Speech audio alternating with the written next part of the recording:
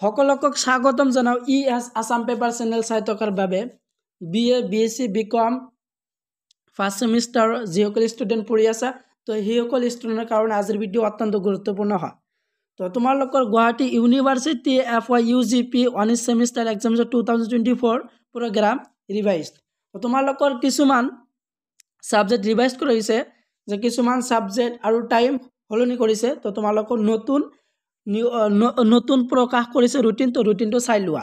তো তোমালোকৰ কিছুমান সাবজেক্ট আৰু টাইমটো সলনি কৰিছে। তো তোমালোকৰ আগৰ ৰুটিনত দিয়া আছিল যে 9 ডিচেম্বৰৰ পৰা 28 ডিচেম্বৰলৈ পৰীক্ষা চলিব আৰু নিউ ৰুটিন হিচাপে তোমালোকৰ দিয়া আছে যে 9 তাৰিখৰ পৰা 31 ডিচেম্বৰলৈ তোমালোকৰ এক্সাম হ'ব।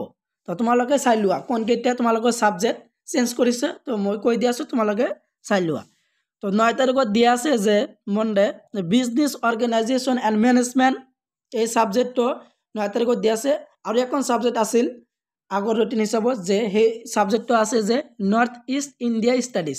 তো নৰ্থ ইষ্ট ইণ্ডিয়া ষ্টাডিজ সাবজেক্টটো চেঞ্জ কৰি শুনা তোমালোকৰ দিয়া আছে যে 14 তাৰিখত। তো 14 তাৰিখত দিয়া হৈছে নৰ্থ ইষ্ট ইণ্ডিয়া সাবজেক্টটো। আৰু আফটাৰনুনত দিয়া আছে যে এছামিজ আৰু বেংগালী। আৰু আগৰ ৰুটিনত আন এখন সাবজেক্ট দিয়া আছিল হিন্দী কোৰ সাবজেক্ট। তো হিন্দী কোৰ সাবজেক্টটো চেঞ্জ কৰি শুনা 11 তাৰিখত দিয়া হৈছে। তো 11 তাৰিখত দিয়া আছে তোমালোকে হিন্দীটো চাই লোৱা যে 11 তাৰিখ 12 মাহ 2024 হিন্দী তোমালোকৰ মৰ্ণিঙত দিয়া হৈছে। আগৰ ৰুটিন হিচাপত আছিল 9 তাৰিখত আফটাৰনুনত আছিল আৰু নিউ ৰুটিন হিচাপে তোমালোকৰ 13 তাৰিখৰ মৰ্ণিঙত দিয়া আছে।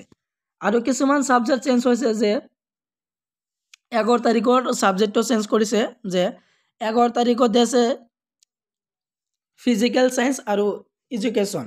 আৰু আগৰ ৰুটিনত আৰু এটা সাবজেক্ট দিয়া আছিল যে ফিজিক্স। তো ফিজিক্স সাবজেক্টটো চেঞ্জ কৰিছে। ফিজিক্স সাবজেক্টটো চেঞ্জ কৰি শুনা 24 তাৰিখত দিয়া হৈছে। ফিজিক্স সাবজেক্টটো আগৰ ৰুটিনত 11 তাৰিখত মৰ্ণিঙত দিয়া আছিল আৰু নিউ ৰুটিন হিচাপত দিয়া আছে যে 24 তাৰিখত। তো ফিজিক্স সাবজেক্টটো চেঞ্জ কৰি শুনা 24 তাৰিখত দিছোঁ। তো এইটো চাই লোৱা 24 তাৰিখ।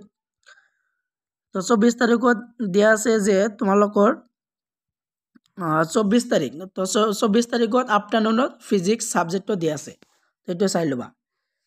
আৰু এখন চেঞ্জ কৰিছে সাবজেক্ট 17 তাৰিখত চেঞ্জ কৰিছে এখন সাবজেক্ট যে 17 তাৰিখতে তোমালোকে চাই লোৱা। 17 তাৰিখত তোমালোকৰ চেঞ্জ কৰিছে যে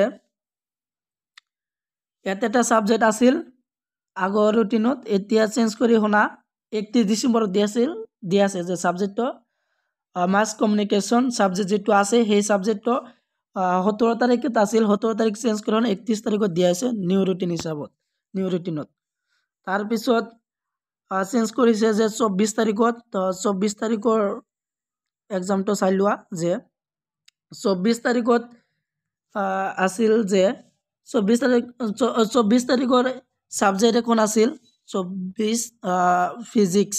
তো ফিজিক্স সাবজেক্টৰ ইয়াত দিয়া আছে। ইয়াত আগৰ ৰুটিনত আন এটা সাবজেক্ট দিয়া আছিল। তো সাবজেক্টটো চেঞ্জ কৰি শুনা 30 তাৰিখত দিয়া হৈছে।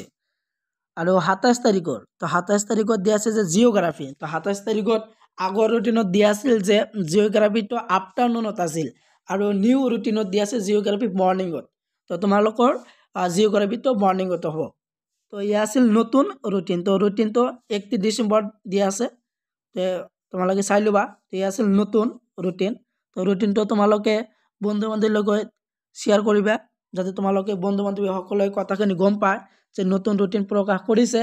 কিছুমান সাবজেক্ট আৰু টাইম চেঞ্জ কৰিছে। তো কোনকেইটা চেঞ্জ কৰিছে সেইসকল ষ্টুডেণ্ট যাতে গম পায় তোমালোকৰ বন্ধু বান্ধৱী। তো ভিডিঅ'টো বেছি শ্বেয়াৰ কৰিবা আৰু ভিডিঅ'ত ভাল লাগিলে ভিডিঅ'টো এটা লাইক কৰি দিবা।